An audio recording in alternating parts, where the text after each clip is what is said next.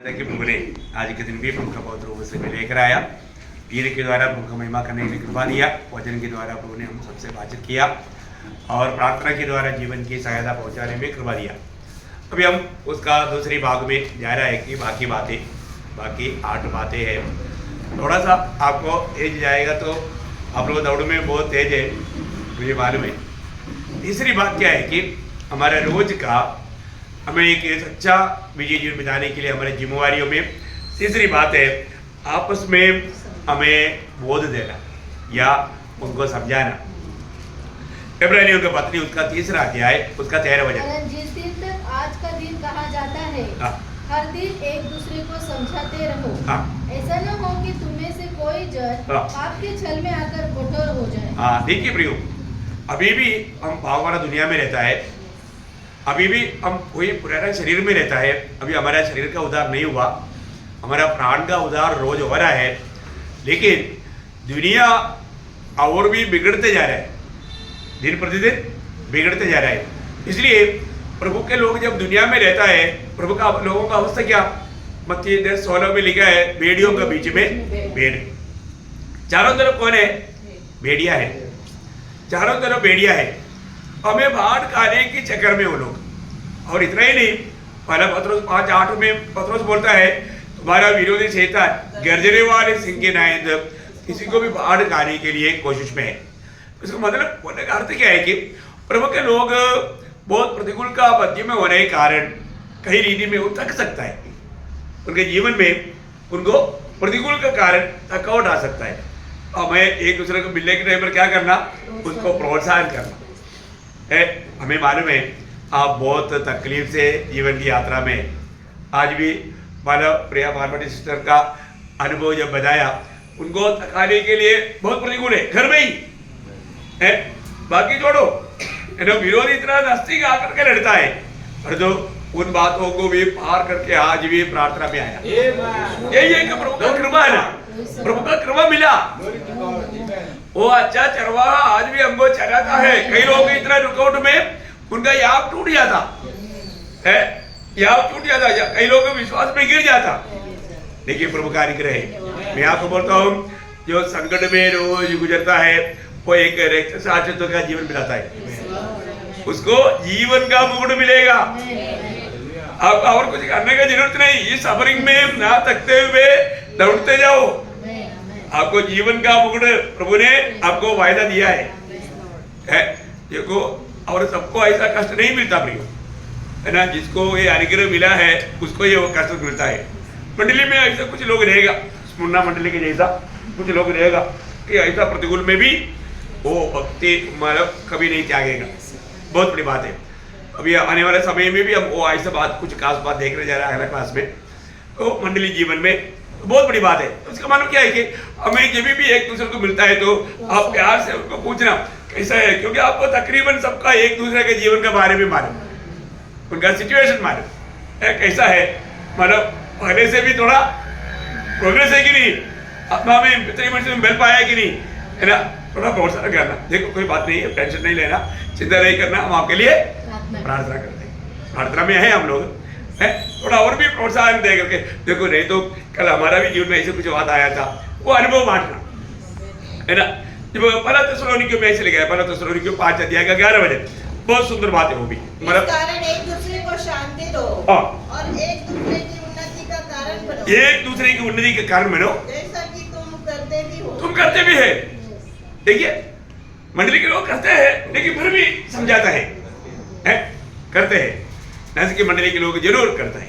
मुझे इस बात में बहुत खुशी है ना प्रियो, करते हैं और करते रहना, जब तक प्रभु नहीं आया तब तक प्रोत्साहन करते रहना। हमारा किसी से मिलना, किसी के लिए टॉकर नहीं बनना। तो कई बार लोग बोलते हैं, अरे वो मुसीबत नहीं आने से अच्छा था, उससे पहले तो ठीक था इससे पहले ठीक था, वो आगे आपको घबराहट डाल दिया, हमें और भी मतलब हमें कमजोर कर दिया। ऐसा बोलने का मौका नहीं देना। क्या करना है? प्रोत्साहन करना, प्रोत्साहन करना। जो आज का दिन कहता है ना, आज का दिन कहता है, जब इब्रानियों 10 का 25 वचन, और एक दूसरे के साथ इकट्ठा होना न छोड़े, तो 25 वचन में ठीक है, पर एक दूसरे को समझाते रहे हाँ, एक दूसरे को समझाते रहे और जो हाँ। उस दिन को निकट आते देखो हाँ। त्यो और भी अधिक ये किया करो। हाँ, देखिए मतलब ये काम कौन सा है? आत्मिक उन्नति की बात, अधिक किया करो, है अधिक किया करो, बहुत बड़ी बात है। मैं आपको बताना चाहता हूँ हमारे जीवन में पिछले दिनों से बढ़ करके ये बातों हमें बढ़ना चाहिए। जब भी हम मिलता है तो उनको एक ठंडापन का अनुभव आना चाहिए। अरे अच्छा हो गया वो भाई मिला, नहीं तो बहन मिला, मेरे से ऐसा बात कहा है ना, मैं बहुत आग था अंदर, एक ठंडा हो गया। कई बार हम लोग घर में जाने के टाइम पर कई लोग ऐसे कहे थे अच्छा हो गया वो आया, हम तो ऐसा बहुत परेशान था, लेकिन अभी वजन सुन करके हम एकदम कूल हो गए, ठंडा हो गया। Praise Lord. सवाना प्रिय, हम प्रभु के लोग हैं, हम जाकर के आग ना लगाए। जो परेशान था वो और भी जल्दी मरने का निर्णय ले, ऐसा नहीं हो रहा, बचना चाहिए, अच्छा निर्णय लेना चाहिए। ओके, और चौथी बात, 3 बात हो गया ना, चौथी बात 88 का 9 रोज प्रार्थना करना। क्या है? रोज प्रार्थना करना। पढ़िए। दुख भोगते भोगते मेरी आंखें हाँ। धुंधला गई। हे यहोवा, मैं लगातार तुझे पुकारता और अपने हाथ तेरी ओर फैलाता आया हूँ। मतलब वहां पर एक शब्द आपका उसमें नहीं आया, मराठी में है। कष्टामुळे माझे डोळे क्षीण झाले आहेत। हाँ। हे परमेश्वरा, मी दररोज तुझ्या हाँ, हर रोज देखा वो आया, दररोज। लगातार आया। हाँ, अच्छा लगा था। हाँ, हिंदी मेरा इतना समझ में नहीं आया। ओके, हर रोज मेरे को हर रोज मिलना चाहिए, क्योंकि हम रोज क्या ऊपर है अपना स्टडी, हर रोज लगातार बराबर है। हाँ, हर रोज मैं आपको बताऊं, मसीह जीवन में आएगा तो ये तो पुराने नियम में हर रोज वो लोग 3 बार प्रार्थना करता था, है ना। दानियल बराबर, दानियल 14 में बोलता है वो शाम को, दोपहर को, सवेरे 3 टाइम पर वो प्रार्थना करता था। लेकिन नया नियम में ऐसा है क्या? 3 टाइम नहीं। नया नियम में एक आज्ञा और प्रभु का इच्छा, जब पहला थिस्सलुनीकियों 5 अध्याय उसका मानव पहला थिस्सलुनीकियों 5 अध्याय उसका 17 में पढ़ना। निरंतर प्रार्थना में लगे रहो। बस निरंतर प्रार्थना में लगे रहो, देखा, निरंतर प्रार्थना में लगे रहो। ना यीशु मसीह ने भी चेलों को समझाने के लिए एक दृष्टांत लेकर समझाने के टाइम पर लूका 18 अध्याय उसका 1 वचन, लूका 18 अध्याय का 1 वचन। फिर उसने उसके विषय में कि नित्य प्रार्थना करना बोलेगा तो वहां पर भी निरंतर या लगातार, इस अर्थ में वहां पर लिखा है। बोलने का अर्थ क्या है प्रियो? हमें रोज प्रार्थना जीवन में बढ़ना है। मैं आपको बताना चाहता हूँ आज हमारा प्रार्थना जीवन कहाँ पर है। हमेशा ये प्रार्थना जीवन का महत्व जानेगा तो लोग प्रार्थना के लिए, इस आउट के लिए आगे बढ़ेगा, परंतु बहुत लोगों को इसका भेद नहीं मालूम। मैं आपको बताऊं, प्रार्थना करने वाला व्यक्ति जिसके लिए प्रार्थना किया उससे भी दुगुना आशीष पाया, ये सच्ची बात। ईयोब ने दूसरों के लिए प्रार्थना किया तो दुगुना आशीष किसको मिला? ईयोब को मिला। देखा, इसका मतलब जो भी हम किसी के लिए भी प्रार्थना किया, उनकी आशीष के लिए प्रार्थना किया, और उनको जो आशीष मिला उसका दुगुना मुझको दिया। हाँ, ये कितना भारी बात है। अब आपको मालूम है, मालूम दो वैरी था, तो एक व्यक्ति प्रभु से प्रार्थना किया, प्रभु आया। अब ये वैरी का विनाश इसका चाहत है, ये वैरी नाश होना चाहिए। तो मानो वो प्रभु आकर के बोला, देख तू जो उसके लिए मांगेगा, मतलब जो तेरे लिए जो मांगेगा, उसका जो तू मांगता है उसका 2 गुना दे, ठीक है ना। तो अभी उसने बोला अभी मैं क्या मांगू? हाँ, उसने बोला चलो प्रभु मेरा एक आंख का रोशनी जाने दो।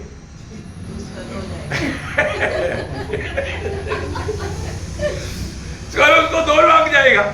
देखो ऐसा प्रार्थना होता है क्या भाई? किसी का नुकसान मत चाह रहा। हमारा प्रार्थना दूसरों के लिए आशीष का कारण बनना चाहिए। ऐसा नहीं है कि मानो दुगुना मिलेगा तो चलो ऐसा कभी भी धोखा का सोच अंदर आने ना देना, हमें लगातार प्रार्थना में लगा रहना। प्रियो, आज आपको मालूम है बहुत लोग होंगे आत्मीय जीवन में गिरने का कारण एक बात, प्रार्थना जीवन कम है। आपको सबको याद है जब पहले शमूएल 12:23 में लिखा है, यदि मैं तुम्हारे लिए प्रार्थना नहीं करता तो पाप करता है। प्रियो, प्रार्थना ना होना ये पाप है। पाप, बिना प्रार्थना का पाप में गिरने वाला कितने लोग हैं, है ना। मत्ती 26:41 में प्रभु ने बोला, तुम परीक्षा में हारने के एक ही कारण है, तुम प्रार्थना में नहीं, प्रार्थना में नहीं। आज बहुत लोग परीक्षाओं में हार जाता है, वो लोग मानव और दुखी और निराश हो जाता। प्रियो, प्रार्थना जीवन ही हमें विजय दिलाता है। हमारे जीवन में प्रार्थना में लगातार हमें लगा रहना चाहिए, और ऐसा नहीं है तो हमारे जीवन में बहुत बड़ा धोखा हो सकता है। तो रोज प्रार्थना करना, और साथ ही साथ मैं आपको बोलता हूँ, आत्मा प्रेरणा करता है तो मंडली की सबके लिए रोज कई बार प्रार्थना करना चाहिए, है ना।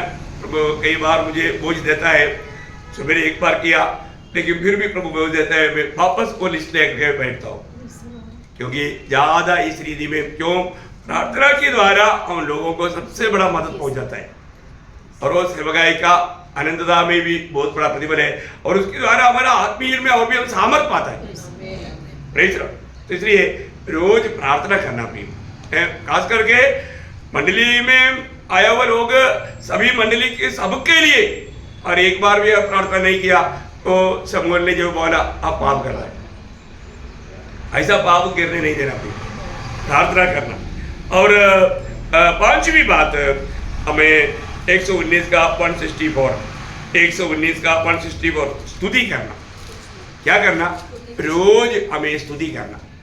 देखिए बहुत गहरी बात है, हमारे जीवन में रोज प्रभु के लिए हमें स्तुति करके, पढ़िए उसको। मैं प्रतिदिन 7 बार तेरी स्तुति करता हूँ। देखा, प्रतिदिन 7 बार तेरी स्तुति करता हूँ। देखिए नया नियम के अनुसार हमें कैसे करना है मालूम है आपको? वही पहला थिस्सलुनीकियों 5 अध्याय उसका 18 वचन।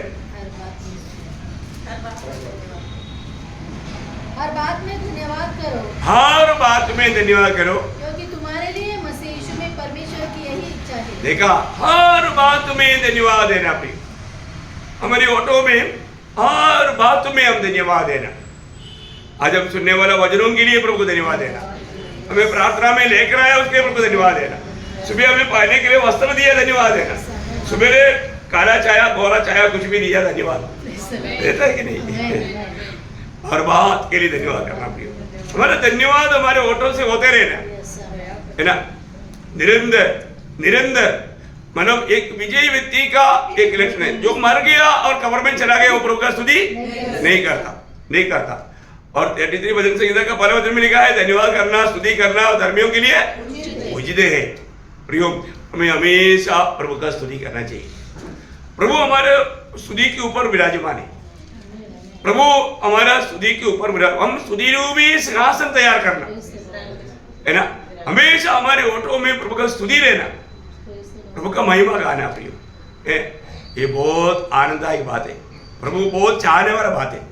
इसका मतलब और रोज हमारे इस नया नियम की मंडली के लोग हर क्षण चलते चलते प्रभु को स्तुति करते रहना, है ना। एक दिन एक अवसर जो प्रभु देता है उसके लिए हम आभार दिल से प्रभु को धन्यवाद देना, स्तुति करना। स्तुति भी जो बलिदान चढ़ाता है प्रभु को महिमा करता है, तो हम स्तुति नहीं करता है तो प्रभु का महिमा नहीं करता। तो उसको मतलब हमें सिर्फ रोज 1-2 बार या 7 बार नहीं, 70 बार भी नहीं, हर क्षण हमारे ओठों से स्तुति निकलते रहना चाहिए। ये प्रभु का भक्तों के ओठों में प्रभु ने एक नया गीत दिया, वो क्या है? परमेश्वर का स्तुति है, प्रभु का स्तुति है। हमें रोज प्रभु हम अपने को दिया हुआ उस आत्मा के आनंद में हम प्रभु का स्तुति करते रहना। ओके, 6वीं बात, जब भजन संहिता 61 का 8 वचन, भजन संहिता 61 का 8। इस प्रकार मैं सर्वदा तेरे नाम का भजन गाकर अपनी मन्नतें हर दिन पूरी किया करूंगा। देखिए, अपनी मन्नतें हर दिन पूरा किया करेगा। देखिए, विश्वासी लोगों का एक बहुत बड़ा जीवन का एक बहुत बड़ा गौरव का बात मैं आपको बताना चाहता हूँ। हम कई बार प्रभु के साथ वाचा बांधता है। मन्नतें मीन्स वाचा, है ना, वाचा। बहुत ध्यान से सुनना। हम लोग जो प्रभु को जो वचन देता है वो वचन हमें पूरा करना है। अभी हमने उद्धार पाया, उस समय में हमने क्या बोला? प्रभु यीशु आप मेरा प्रभु है, मेरा उद्धार करता है, फिर आपकी आज्ञाकारिता में आपके लिए जीने के लिए मैं अपने जीवन को समर्पण करता हूँ। लेकिन आज वो समर्पण का प्रार्थना आज भी हमारे जीवन में सच है। हमने अर्पण किया है प्रभु के लिए, हम अभी भी यीशु मसीह को अपना प्रभुता दिया। कई लोग पीछे हट गया क्योंकि उनका स्वयं उसका प्रभु है। उसको जो अच्छा लगता है वो अपना मनमानी करता, तो प्रभु कौन हो गया? स्वयं हो गया। ऐसे नहीं प्रियो, हम यीशु मसीह को मतलब प्रभु माना हुआ लोग आखिरी तक यीशु मसीह को प्रभुता देना है ना। पहला पत्रोस 3:15 आपको मालूम है, मसीह को प्रभु मानकर अपने दिल में पवित्र करो। प्रभु मानकर हमने प्रभु को वचन दिया है तो वचन मुड़ना नहीं प्रियो, है ना।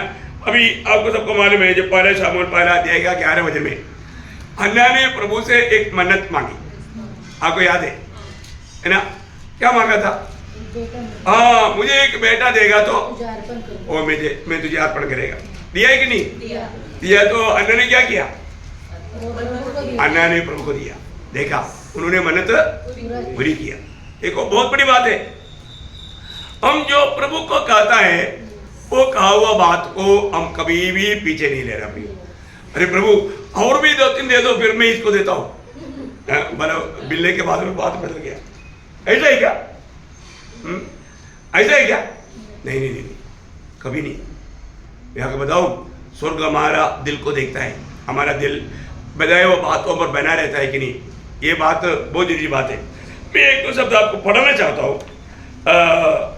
आप 76 का 11 पढ़िए।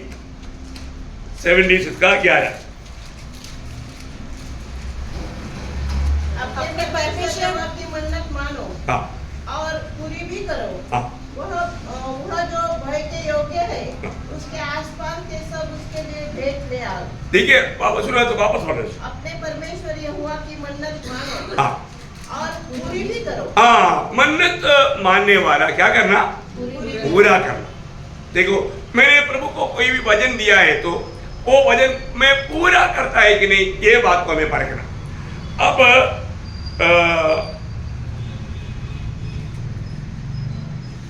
119 नहीं, अनुवाद उसका 23 अध्याय उसका 21 से पढ़ना, 21 से 23 तक पढ़ना है। व्यवस्था उसका 23 अध्याय 21 से 23। जब तू अपने परमेश्वर यहोवा के लिए मन्नत माने तो उसे पूरी करने में विलंब न करना। अगली बात, हमने जो भी प्रभु से बांधाया है, प्रभु मैं अभी रोज सुबेरे 5 बजे उठूंगा, अभी 2-3 दिन उठा दे प्रभु, मैं अगला महीना से उठूंगा। अगला महीना तक छूट दे दो, ऐसा नहीं बोल। प्रभु से वचन बांधा है तो तुरंत शुरू, फिर वो कार्रवाई में धीमा नहीं होना। और आगे, क्योंकि तेरा परमेश्वर यहोवा उसे निश्चय तुझसे ले लेगा और विलंब करने से तू पापी ठहरेगा। देखा, विलंब करने से पापी ठहरेगा। परंतु यदि तू मन्नत न माने तो तेरा कोई पाप नहीं। देखो, अगर मन्नत नहीं माना, मैं ऐसा कोई निर्णय नहीं लिया, मेरा अपना मनमानी में मैं 10 बजे उठूंगा, अपना मनमानी करूंगा, फिर कोई पाप नहीं। तो मैं प्रभु अभी मैं तेरा है, अभी मैं रोज सुबह उठ करके 5 बजे नहीं तो 6 बजे उठ करके 1 घंटा प्रार्थना करूंगा। प्रभु के साथ बताया है तो पूरा करना। नहीं बताने की हिम्मत है तो मत बताओ, बता दिया वो बात पूरा कर, नहीं तो वो पाप ठहरे, वो पाप ठहरे। इसलिए बहुत लोग है ना ऐसे मत मानो बोलते हैं, क्योंकि उनको हमारे इतना भी समर्पण नहीं, इतना भी नहीं है, तो अपने मन में नहीं चाहता। अगर हम प्रभु में आने के बाद में प्रभु का हित जानने में मानने में अगर हम उत्साही नहीं बना तो क्या विश्वास योग्यता है? आलसीपन का जीवन, डरकाने वाली बात है भाई, ऐसे नहीं। गणना उसका 30 अध्याय का 2 वचन पढ़ना। गणना उसका 30 अध्याय का 2 वचन। जब कोई यहोवा की मन्नत हाँ। या अपने आप को वार्ता से बांधने के लिए हाँ। शपथ खाए हाँ। तो वह अपना वचन न टाले। हाँ। जो कुछ उसके मुंह से निकला हाँ। वो निकला हो हाँ। उसके अनुसार वह करे। हाँ प्रियो, प्रभु के साथ हम जो भी बात करता है वो बात क्या बोलता है और उसको निभाने के लिए हमें उत्साह चाहिए। बहुत गंभीर बात है, मैं आपको बताना चाहता हूँ। सबको मिला ना गणना नंबर्स है ना, उसका 30 अध्याय का 200 वचन पढ़ा। इसको नहीं मिला तो थोड़ा हाथ ऐसा खड़ा कर देना, आपका इसमें नहीं आएगा, आप मतलब कोई चिंता मत करो है। मैं समझ गया, मैं समझ जाएगा। तो बोलने का अर्थ क्या है कि प्रभु के साथ जो भी अपन वचन मतलब बजाता है हमें पूरा करना चाहिए, और वो कैसे भी नहीं करना। 119 का 60 पढ़ना, 119 का 60 वचन पूर्ति किया, आज्ञाओं को मानने में विलंब नहीं, पूर्ति किया है, पूर्ति किया बोलेगा। तो हम जो भी प्रभु की बातें है प्रियो, उसको मानने के लिए हम लोग आलसी नहीं बनना, बहुत उत्साही बनना, उत्साही बनना। आपको मालूम है इब्ताब ने जानबूझ मतलब समझ करके एक निर्णय नहीं लिया, लेकिन एक मन्नत माना। आपको याद होगा बहुत डेंजर मन्नत था, न्यायियों की किताब 11 अध्याय उसका 30 से 35 तक वचन जल्दी पढ़ना। और इब्ताह ने यह कहकर यहोवा को मन्नत मानी, यदि तू निसंदेह अम्मोनियों को मेरे हाथ में कर दे तो जब मैं कुशल के साथ अम्मोनियों के पास से लौट जाऊं, तब जो कोई मेरे भेंट के लिए मेरे घर के द्वार से निकले वो यहोवा का ठहरेगा और मैं उसको होम बलि करके चढ़ाऊंगा। तो इब्ताह अम्मोनियों से लड़ने को उनकी ओर गया और यहोवा ने उसको उसके हाथ में कर दिया, और वह अरोहल से ले मिन्नी तक जो 20 नगर है, वरन अमाले के कारण तक जितने जीते उन्हें बहुत बड़ी मार से मारा गया और अम्मोनियों इस्राएली से हार गए। जब इब्ताह मिस्पा को अपने घर आया तब उसकी बेटी डब बजाती और नाचती हुई उसे भेंट करने निकल आई। वह उसकी एकलौती थी, उसको छोड़ उसको न तो कोई बेटा था और न कोई बेटी।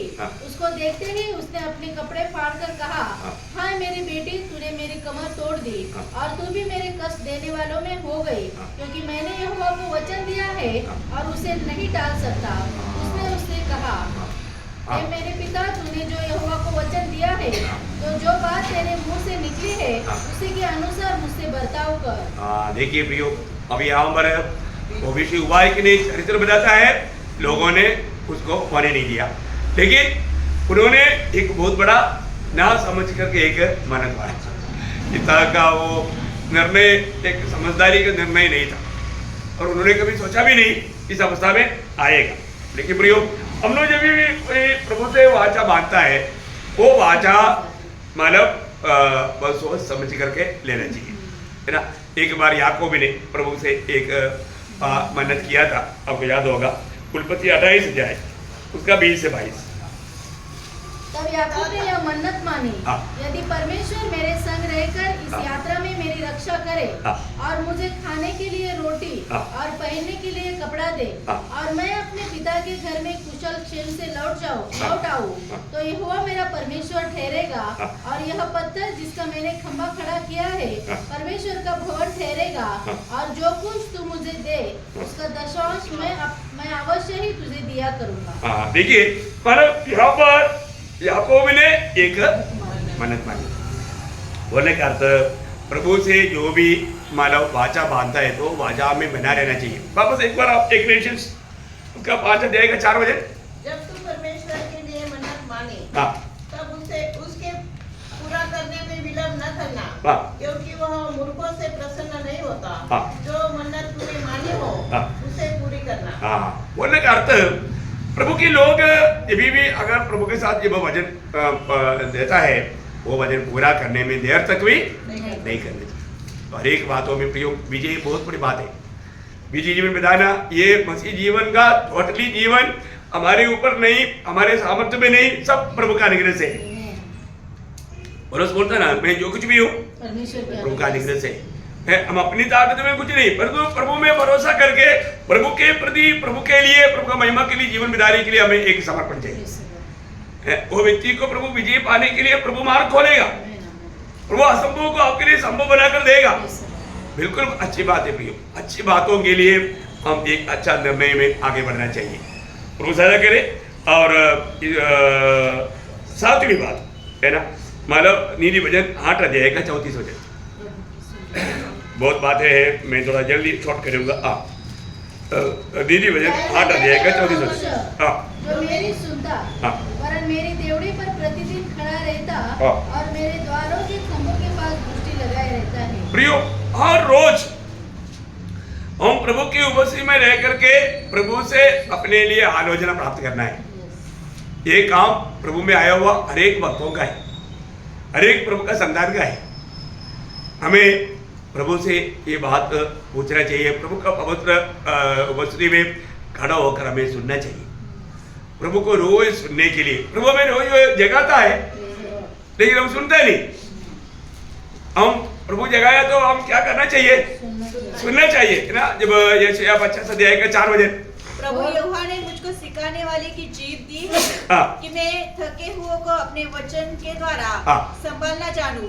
भोर को वह नित्य मुझे जगाता, नित्य रोज प्रभु मुझे जगाता है और मेरा कान खोलता है, कान खोलता भी है कि मैं शिष्य के समान सुनूं। लेकिन मैं सुनता नहीं मैं सुनता नहीं। रोज हमें सुनना चाहिए। नित्य प्रभु हमें जगाता है। आज भी कौन जगाया? प्रभु ने जगाया, नहीं तो सो जाता। मतलब दूसरा कोई आकर के जगाएगा तो भी नहीं उनके साथ झगड़ा करता। और जो प्रभु जगाते हैं उड़ना ना, मैं आपको बताना चाहता हूँ ना, प्रभु इतना जगाता है। प्रभु जब जगाता है ना, फिर हम आलसी नहीं होना। नींद से प्रभु जगाया तो फिर हमें जग करके प्रभु के साथ बात करना, प्रभु को धन्यवाद देना, ये एक अच्छा आदत डालना भाई। मैंने बहुत बार बहुत रीति में मैं रोज इतना धन्यवाद देता हूँ प्रभु को, है ना। कभी कभी हमारे शरीर बोलेगा नहीं, एक बार पलटी मार के थोड़ा अभी थोड़ा ठंडी है, थोड़ा 5 मिनट ऐसा सोच लिया, गेटे में गया। देखिए प्रभु बोलेगा तुम भी उसके समान घूम रहे क्या? है ऐसा नहीं करना। तुरंत प्रभु बात करेगा, सुनना प्रभु को, क्योंकि हमें रोज जीवन बिताने के लिए। एशिया नबी में एक ऐसा सुंदर एक शब्द है, उसका 58 का 2, ऐसे 58 का 2। वे प्रतिदिन मेरे पास आते और मेरी गति जानने की इच्छा ऐसी रखते हैं। देखा, मेरी गति जानने की ऐसा इच्छा रखते हैं मानो वे धर्मी लोग हैं। देखा, इसका मतलब हमें प्रतिदिन क्या करना चाहिए?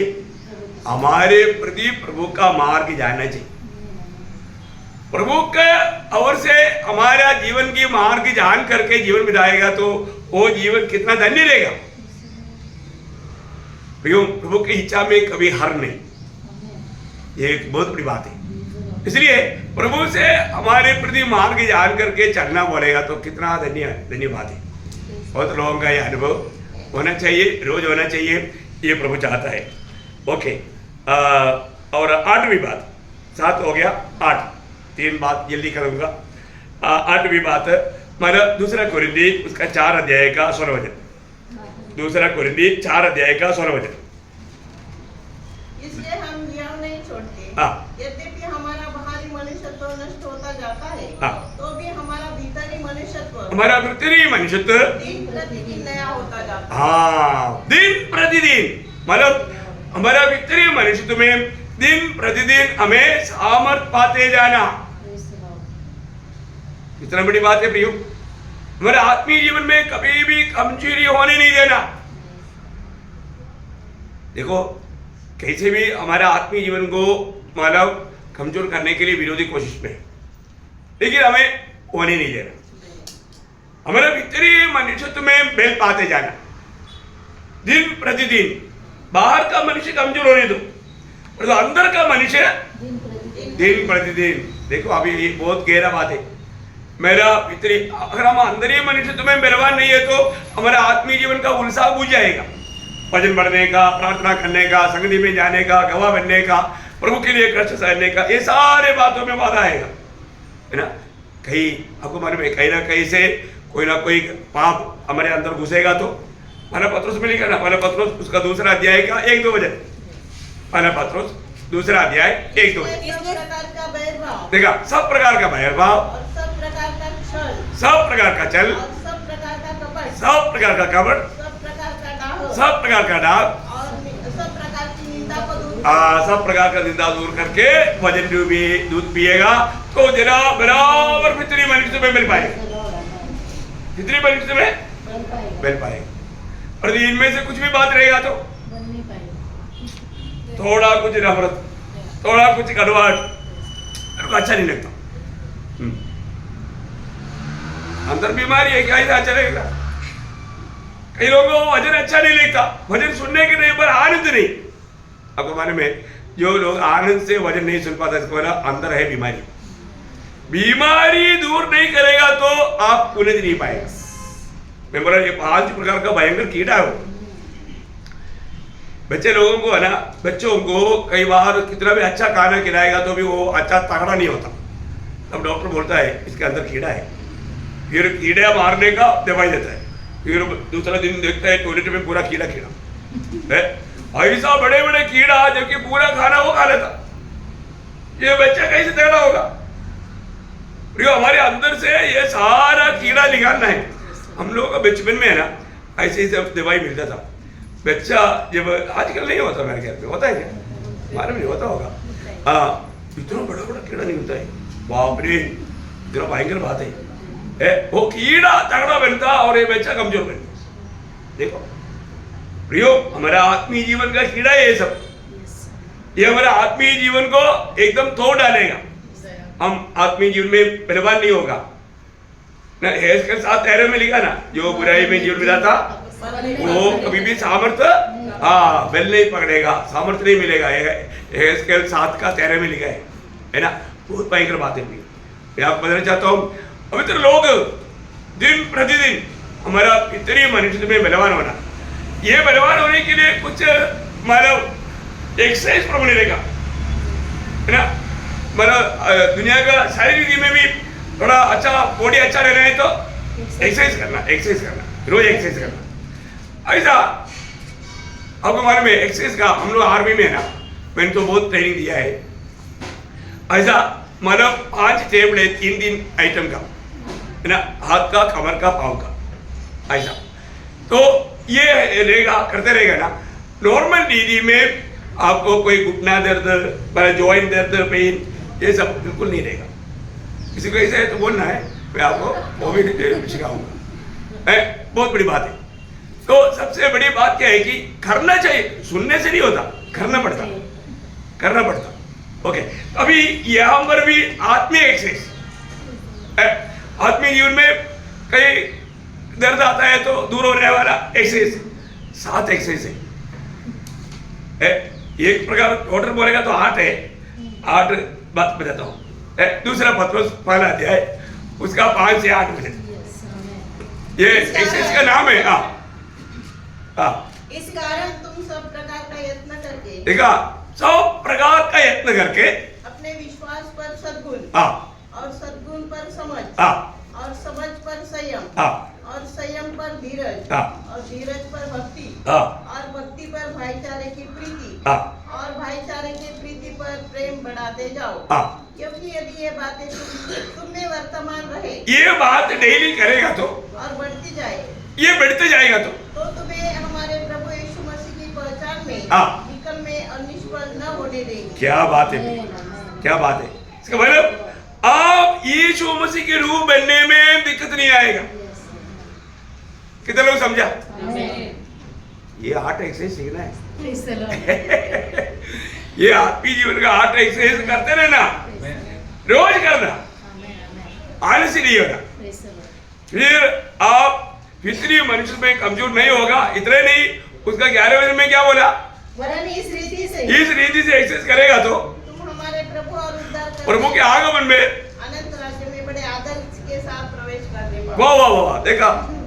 हाँ, कौन कौन करेगा? डेली करने का। Praise Lord. प्रियो, बहुत बड़ी बात है। ये हल्की बात ना जानना है, रोज करने के लिए बोला। अभी इसमें एक बात अभी बोलने के लिए, अभी आपको मालूम है, इससे पहले भी आप लोगों ने कई बार सुना हुआ है ना। ओके, अभी मैं वो बात बोलता हूँ, है ना। टाइम बहुत ज़्यादा हो गया है। 9वीं बात आपको जल्दी बताता हूँ। मानो दूसरा प्रेरितों का काम दूसरा अध्याय का 46 वचन। हाँ, प्रतिदिन एकत्रित होना। देखो ये मंडली सबको सुनना चाहिए। अभी आप लोग बाकी लोगों को बताना, ये बात बहुत लोग यूट्यूब पे भी नहीं सुनता, कई लोगों को टाइम नहीं है ना, बिजी है ना। प्रतिदिन इकट्ठा होना, प्रतिदिन इकट्ठा होना प्रियो। प्रभु का मंडली को जो भी प्रभु मंडली में बजाता है वो सुनने के लिए प्रभु के लोग प्रतिदिन इकट्ठा होना चाहिए। देखिए कई बार लोग बोलता है कुछ ना कुछ, कुछ ऐसा कोई खास रीजन में बात अलग है, लेकिन हमें प्रतिदिन मिलने वाला आत्मीय भोजन कार्य के लिए प्रतिदिन इकट्ठा होना चाहिए। शुरुआत का मंडली ऐसा करता था प्रतिदिन, अभी हम लोग उससे भी बढ़कर करना चाहिए। एक दिन एक बार नहीं, कई बार। वही बात इब्रानियों 10 का 24 में लिखा ना, इब्रानियों उसका 10 अध्याय का 25 में आपका दूसरे के साथ इकट्ठा होना न छोड़ो।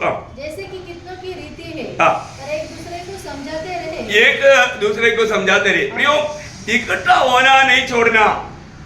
प्रतिदिन हमें इकट्ठा होना, और वो भी ज्यादा होना, बहुत बड़ी बात है हमारे आत्मीय जीवन में। उसके लिए हमें मानो उत्साह चाहिए प्रियो, है ना। पुराने नियम में पवित्र लोग, प्रभु का उत्साही लोग क्या करता था, एक वचन पढ़ाता हूँ, नेहमिया 8 अध्याय उसका 18 वचन। नेहमिया उसका 8 अध्याय का 18 वचन। फिर पहले दिन से अंतिम दिन तक इज़रा ने प्रतिदिन परमेश्वर की व्यवस्था की पुस्तक में से पढ़ कर सुनाया। देखो प्रतिदिन सुनाया, इसका मतलब प्रतिदिन सुनने का कर्तव्य है हमें। प्रभु का उपस्थिति में प्रियो प्रभु का वचन सीखने के लिए ऐसा सुंदर मौका प्रभु ने बना कर दिया, तो हमें कितना उत्साह होना चाहिए।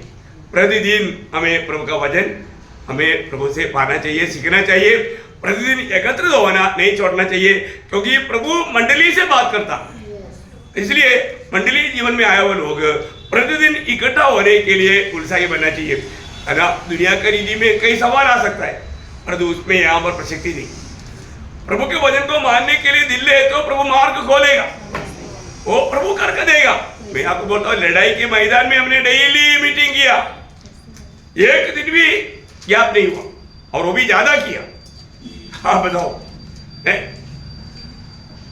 प्रभु अगर आपके साथ है, प्रभु असंभव को संभव बना कर देगा, प्रभु मार्ग खोल कर देगा।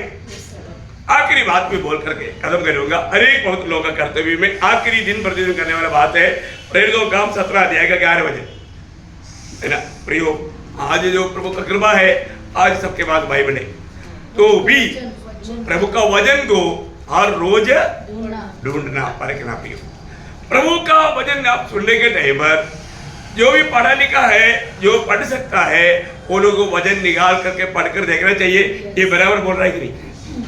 कई बार वचन को लोग टेढ़ा मुड़ा कर देता है ना। संदेश में भी ऐसे बात आता, प्रियो वचन बराबर है कि नहीं, हाँ इसमें कोई मिलावट तो नहीं। आज सबके पास बाइबल है, पर उस समय में बाइबल सबके पास नहीं था, है ना। उस समय में सिनगोग में क्या बड़े बड़े शास्त्री और फरीसी के हाथ में, बड़े बड़े दरबार लोगों के पास एक कॉपी रहता था, तो उनके पास जाकर के सुना हुआ बातों को परखना पड़ता था। लेकिन मैं आज बोलता हूँ, आज आपके पास बाइबल होते हुए आप प्रभु के उपस्थिति में आने के टाइम पर, वचन सुनने के टाइम पर खोल करके देखना है कि ये बराबर बोल रहा है कि नहीं, और सही प्रकार उसकी व्याख्या करके हमको सुना रहा है कि नहीं, ये भी जानना प्रतिदिन है। इसलिए प्रभु के लोगों के हाथ में हमेशा बाइबल रहेगा, है ना, क्योंकि यही वचन है हमारा पाप के लिए दीपक, मार्ग के लिए उजाला। प्रियो वचन से थोड़ा भी देने पाया जाएगा तो हमारे जीवन के लिए अनंतता में बहुत बड़ा नुकसान हो जाएगा। तो मैं प्रभु को बहुत धन्यवाद देता हूँ। 10 बातें मैंने आपको शॉर्ट में बताया, एक बार मैं ऐसा दौड़ करके एक बार बोलूंगा क्या क्या बात है। पहली बात, रोज क्रूस उठा करके हमें चलना है, रोज अपने आप को इनकार कर रोज क्रूस उठा करके प्रभु के पीछे चलना है। तो मसीह जीवन प्रभु के पीछे चलने वाला जीवन है ना। और दूसरी बात, हमें रोज मरना है, रोज हमें मरना है, ताकि प्रभु का जीवन यीशु मसीह हमारे में प्रकट हो जाए। हम मरते बिना यीशु मसीह हमारे में प्रकट नहीं होगा। तीसरी बात, हमें एक दूसरे को प्रोत्साहन करना। प्रियो इतना प्रतिकूल में प्रभु का लोग जाता है, आज हमारे बीच में ज्यादा इतना प्रतिकूल नहीं है, लेकिन बहुत जगह पर बहुत प्रतिकूल है भी। उस समय में एक दूसरे को मिलता है तो उनको प्रोत्साहन करके उनका याव बढ़ाना हर एक लोगों का कर्तव्य है। और चौथी बात, रोज प्रार्थना करना। प्रियो, हमारा प्रार्थना जीवन को जरूर परखना। मैं पिछले दिनों से बढ़ करके मेरा प्रार्थना जीवन और आगे बढ़ रहा है कि नहीं। प्रार्थना जीवन। पांचवी बात, स्तुति करना। प्रियो, प्रभु का स्तुति करने में तक लोग लोभी हो गया, उसमें मानव सही रीति में नहीं करता। पर जो हमें पूरा दिल से, है ना, हमार भरा दिल से हम प्रभु का स्तुति करते रहना चाहिए। छठवीं बात, मन्नत मानना। हम जो भी निर्णय लिया, उधार पाए हुए लोग आखिरी तक विश्वास योग्य रहना भी, विश्वास योग्य रहना। क्योंकि आपको बपतिस्मा में भी प्रभु का दास ने सिर पर हाथ रखकर बोला, मृत्यु तक विश्वास योग्य रहना है। हमने जो भी प्रभु को वचन दिया वो पूरा दिल से मानना प्रिय, है ना, वो कभी भूलना नहीं। और सातवीं बात, रोज हमें प्रभु को सुन करके मानना, या हमारे जीवन में प्रभु चाहने वाला प्रभु की मार्ग को जानना, हमारे प्रति प्रभु का इच्छा को जानना। रोज प्रभु को सुन करके वो बात को जानना हमारा कर्तव्य है ना।